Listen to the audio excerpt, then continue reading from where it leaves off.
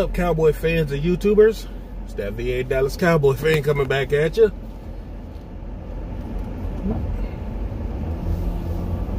So much news coming out today. First, I want to start with how we as Cowboy fans, we're a little spoiled. You know we are. Ain't no point in hiding it. Because a couple days ago, we saw the Patrick Surtain Pro Day at Alabama. Will McClay was there. Dan Quinn was there. You know our contingent is always there at an Alabama Pro Day. And we kind of spoiled ourselves. We did. It looked great. We loved it. Surtain proved some critics wrong about his speed. It was great.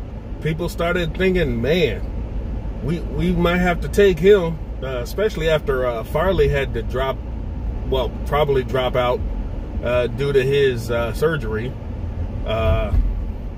People may still take a flyer on him. You never know.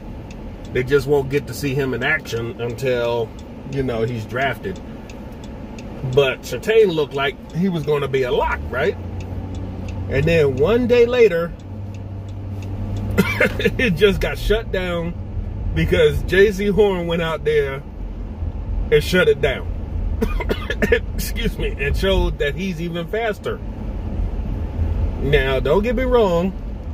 In the NFL, 40 speed doesn't really mean a whole hill of beans because who's actually running straight 40s in one direction the whole time?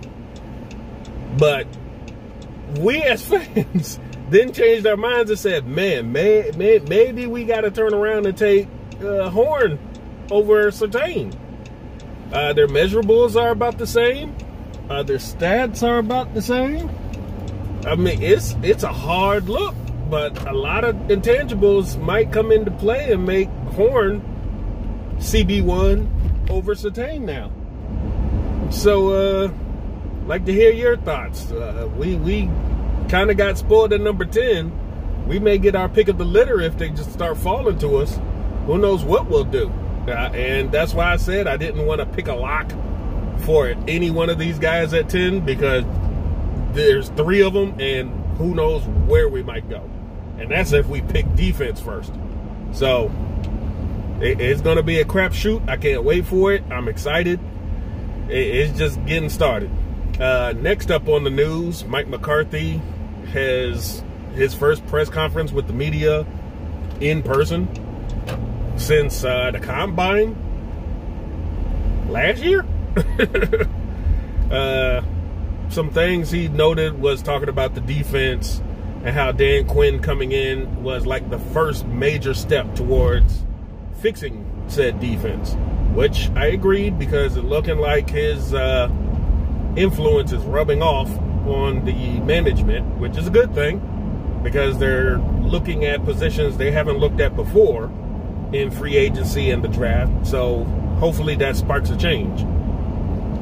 And another big part that he mentioned in his press conference is that finally defensive lineman Tyrone Crawford is retiring after all these years.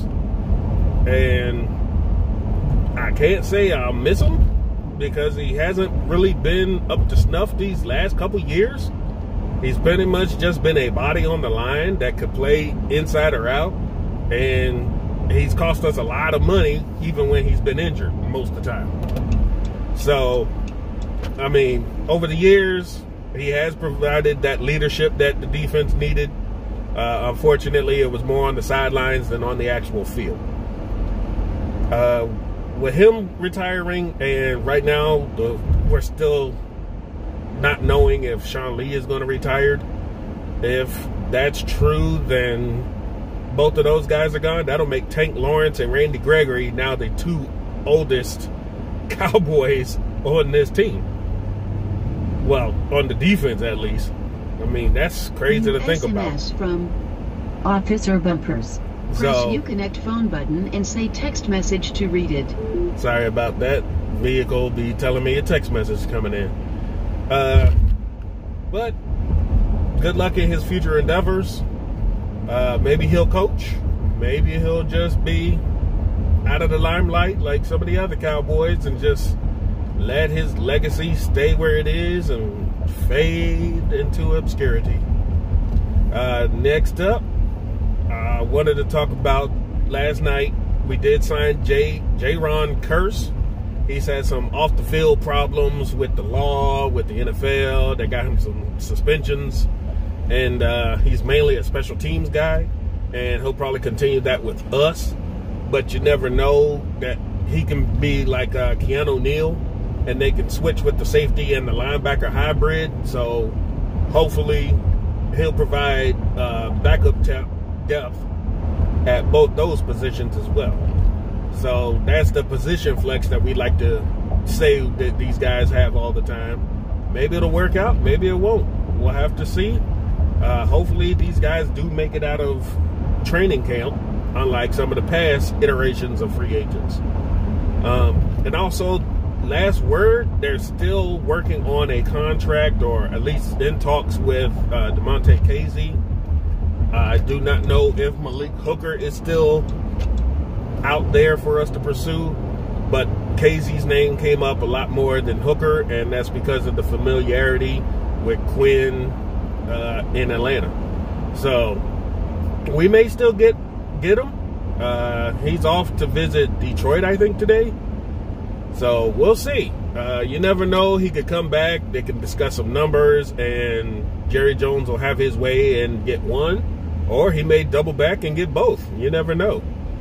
But that's really all the major news I wanted to talk about right now. I didn't want to hold y'all up too long. I know a couple guys were live streaming when Tyrone was announced that he's retiring. So I hope you guys take care. Stay safe out there. And if anything else happens, you know we'll talk about it. Till then, it's VA Dallas Cowboy fan, out.